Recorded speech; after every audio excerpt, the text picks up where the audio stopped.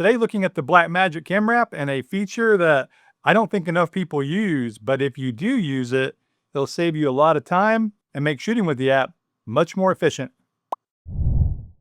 Before I get into it, I have done a lot of these short tutorials on using the Blackmagic Camera app. I'm using presets, loading LUTs, and a lot more.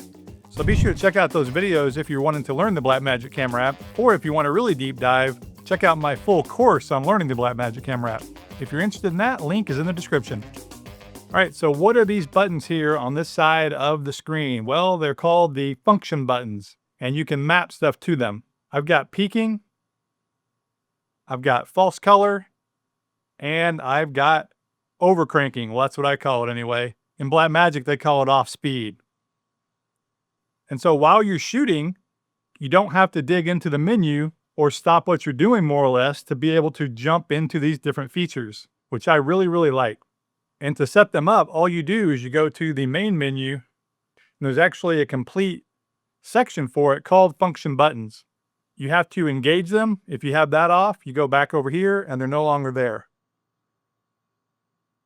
So you turn them on, and then you got F1, F2, and F3.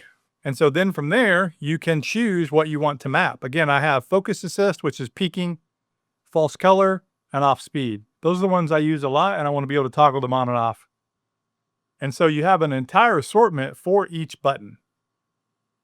I won't go over all these, but autofocus, auto exposure, auto white balance, that's one I've used before. Zebras, that's a good one. 3D LUT, there's already a LUT button on the screen, so I wouldn't use that one. If you do a lot of time lapse, that's good. Recording a LUT to clip, same kind of thing. Although again, there's a button on the screen. What I try to do is pick one that is not already on the screen. So you look at which ones you want, and then you assign it to that button. False color, it's a great one that I use a lot. That's probably the best way to check exposure on the Blackmagic Camera app, especially when shooting Apple Log. The other ways don't really work that well, truth be told.